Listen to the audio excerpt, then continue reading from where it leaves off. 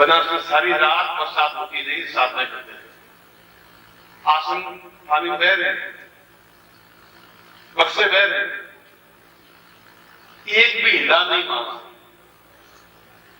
भोपाल में फिर हुआ, तूफान आया, सारा टेंट उखड़ गया। पिछली बार जिनका साधना चिंतन करिए, एक बार तो प्रकृति परीक्षा लेगी और वापस 4 घंटों में वापस पेट लेकर के वही हमने साधना की, प्रकृति को बता दिया कि हम में ताकत है, तुम में ताकत नहीं।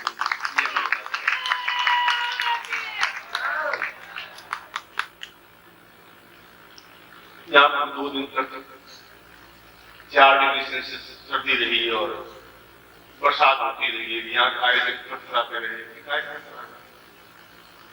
वो अपना काम करेंगे करेंगे, जब मेरे साधक आ जाएंगे, धूप आएगी, आनंद के साथ बैठेंगे, तो उसी स्वीकार करेंगे, कहीं घबराने की जरूरत नहीं।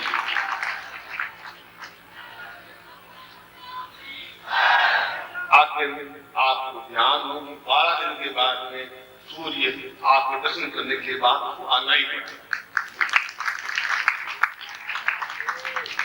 दिल्ली वालों की वजह से वो नहीं आ पाया, 12 दिन तक आया ही नहीं। वहां गिरा रहा भगवान का देखा, आप आए, जो ही आप एक एक करके आने लगे, जो बिल्कुल ऊपर तो उसकी गर्मी थी। मैंने कहा कि ये साधना का बल है, ये शिष्टता का बल है। मैं उन देवता को प्रणाम करता हूँ, मैं फिर भी प्रत्येक व्यक्ति देवता है, प्रत्येक व्यक्ति ब्रह्म, प्रत्येक शिष्य अपने आप में सूर्य बन गए। एक सूर्य क्या करेगा, जब उदय हो गए, एक सूर्य कहां चुका होगा। और हमारे पास आज एक रात है और हमारे पास सिर्फ 12 घंटे हैं और हमारे पास केवल 7,200 मिनट है और हमारे बहुत लंबा रास्ता है कि गुरुदेव ने आज्ञा दी है कि सिद्धार्थ तक पहुंचना है और प्रत्येक मिनट का उपयोग इसलिए करना है कि आज का दिन एक संकल्प दिवस है। आज का दिन आपके साथ पूरी तरह से सिद्धता और शक्ति प्राप्त करने का दिवस है।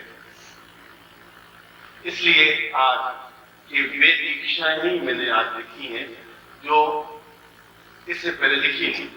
क्यों नहीं लिखी? इसलिए नहीं लिखी, उसकी मुझे विचार था कि अभी 2-3 साल बाद में ही देंगे, मगर अब मैं गुरु पूर्णिमा से पहले ये सारे दूसरे शब्द या दूसरे वचनों को भी पालन कर लेना चाहता हूं।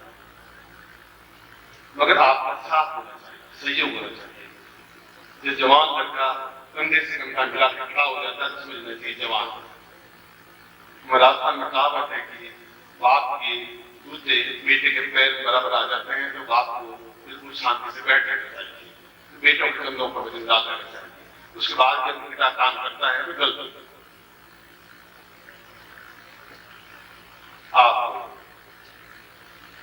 तो मैं ऐसे कुछ मानता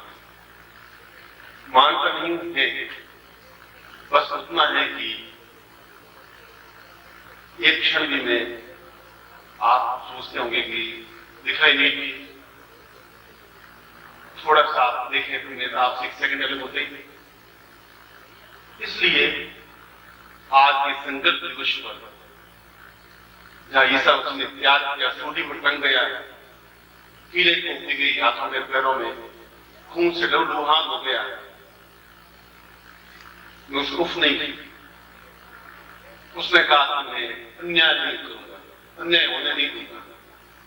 वो आत्मा भी भारत में आई थी, यहाँ रही थी, पहले फौज में थी ईसा मसीह, यहाँ पर 2 साल नौकरी की उन्होंने, उसके बाद में धर्म का प्रचार किया है। तो बाइबल जैसा एक ग्रंथ लिखा, ये श्री कृष्ण के साथ भी एक क्षण ऐसा भी था कि कृष्ण जैसा अहंकार ताकत के साथ कहता दुर्योधन हिम्मत है तो आज मुझे मार के बता दो, मैं खड़ा। और एक दिन ऐसा भी आया कि अर्जुन बैठा रहा और भी गोपियों को मुंह के चले गए, अर्जुन का गांडी काम नहीं कर सका, इसलिए कि उनके पास साधना का बल समाप्त हो गया। बराबर वे हिमालय में तो गए, सिद्धाश्रम नहीं जा सका। और जब तक आदमी सिद्धाश्रम नहीं जा सकता तब तक यही चीज बनती है कि बचपन में आप बेटे आपको आगे हो जाएंगे, पत्नी आगे हो जाएगी, परिवार आगे हो जाएगा, आप इतना सारा मेरा परिश्रम कारण चला जाएगा, बेकार चला जाएगा और पछतावा रहेगा। और मैं चाहता नहीं कि आप मुझे पछतावा दें, धोखा दें, न्यूनता दें, कमी दें। इसलिए तीन दीक्षा लिखी जो प्रत्येक शिष्य के लिए अनिवार्य है, आवश्यक है। उतना ही आवश्यक है जितना आपके शरीर में खून है, उतना ही आवश्यक है जितनी गुरु की आज्ञा पालन है। मैं आपको कहूंगा कि मुझे 2 सेव लाके तो आप एक क्षण रुकेंगे नहीं। मैं आपको कहूंगा 2-3 लाख तो आप रुकेंगे नहीं। मैं आपको कहूंगा तुम्हारे प्राण मुझे चाहिए, आप रुकेंगे नहीं। इतना विश्वास है आपको। और तीनों ही योग, तीनों ही दीक्षाएं, तो बैठ जाओ तीनों ही दीक्षाएं उस कार्य के लिए जो अपने 3-4 महीनों में सिद्धाश्रम के द्वार पर खड़ाने के लिए, मैं 4 महीने बाद आपको देखेंगे कि उन द्वार पे आप खड़े हैं, आपको देखेंगे कि स्वामी सच्चिदानंद जी के चरणों में आप रुके हुए हैं। ये भी मैं आप नए संकल्प के साथ आपको बोल दूं।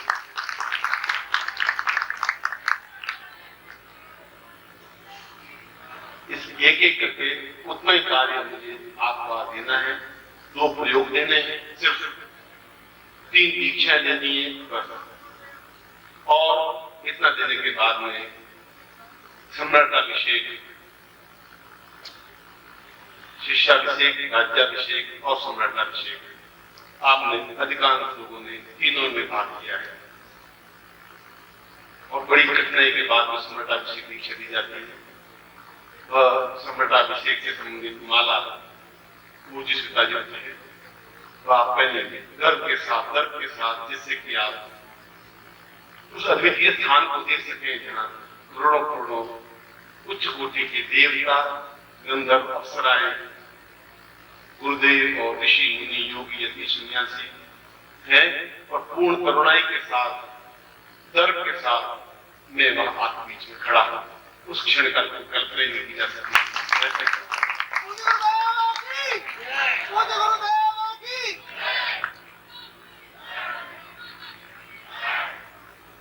मैंने पहले दीक्षा लिखी है, शरीर के गोपनीय 365 केंद्रों, जिनमें 365 केंद्र है तो 360, 5 केंद्र गोपनीय केंद्र है, मतलब कुल 365 केंद्र है। उनको जागरण हो जाए तो वो आदमी पूर्णता के साथ लौट, उनके पांवों में आत्मिक बल आ सकता है। शारीरिक बल तो है, आप आत्मिक बल नहीं। ये अब सम्राटाभिषेक में ही दी जा सकती है, न इससे पहले न इससे बाद। और दूसरा, वापिस नया वर्ष भारतीय गणना से देखें चाहे और गणना से देखें, 365 दिन बाद ही नया साल आएगा। चाहे चैत्र महीने सीखने तभी 365 दिन होंगे, चाहे 1 जनवरी सीखने तभी 365 दिन होंगे।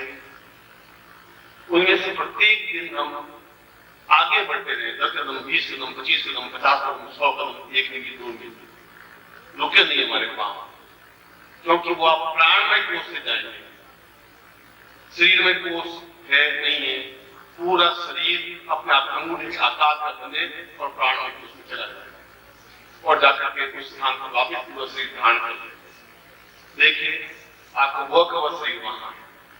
ये तो ठीक है, जैसे सामान हमें लगेज दे दिया हवाई जहाज में, हम बैठ गए, जहां शरीर में उतरे आप लगेज वापस मिल गई। और तीसरी दीक्षा मैंने लिखी है कि ये जीवन नहीं, पिछले 7 जन्मों में आपने साधना की, कोई गधे घोड़े नहीं थे, आप भेड़ बकरे नहीं थे, आप पुरुष थे या महिला थी, या मगर थे शिष्य और शिष्या, और थे तो साधना की थी। अगला जीवन भी अगर आप लें, मार्ग आप नहीं जा सके, आपकी पांव फिट जाए, आप मेरा कहना नहीं माने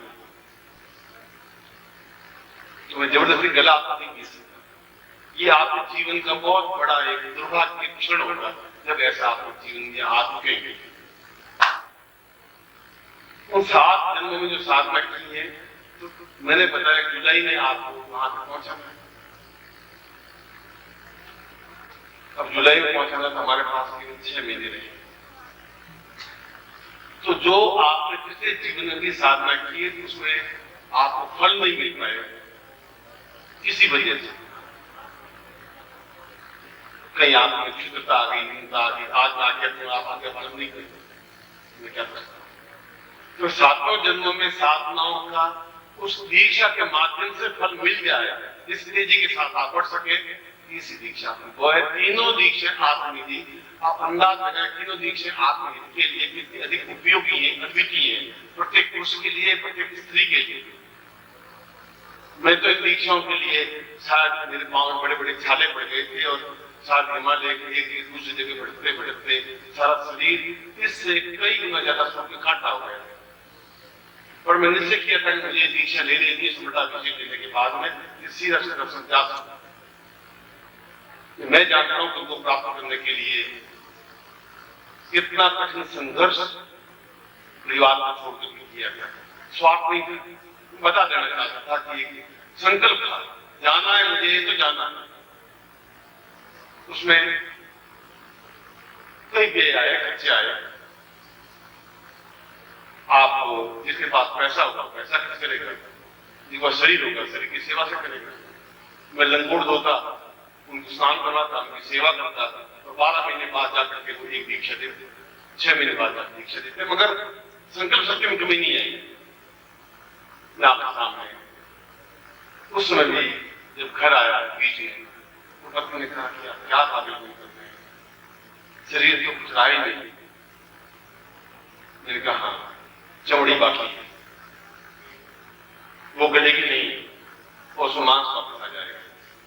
और सिद्धार्थ में पूर्ण तक जा पाना। आप हैदराबाद में आए होंगे तो मैंने आपके सामने को सामने खड़ा किया गया। ये तीनों दीक्षाएं और जो प्रयोग नए वर्ष के अवसर पर प्रयोग किए जाते हैं, ये प्रयोग भौतिक जीवन के लिए एक साथ मां की दीक्षा ले ली, उसके बाद में बेटे की दीक्षा ले ली तो बहुत हो गया। ऐसा नहीं जाता, बहुत हो गया। ये तो शुरुआती हुआ ही जो कोई लड़का क सिखाते हैं तो वो क सीख तो लेता है, दीवार में भी क लेता है, बोर्ड फिर आंगन में भी क लेता है, फिर हर जगह क लिखता है कि मैं पढ़ा लिखा क लिखता हूँ। अब आप क लिखने की पूरा एक लेटर 2 मिनट में लिख लेंगे। अब उनको एक एक अक्षर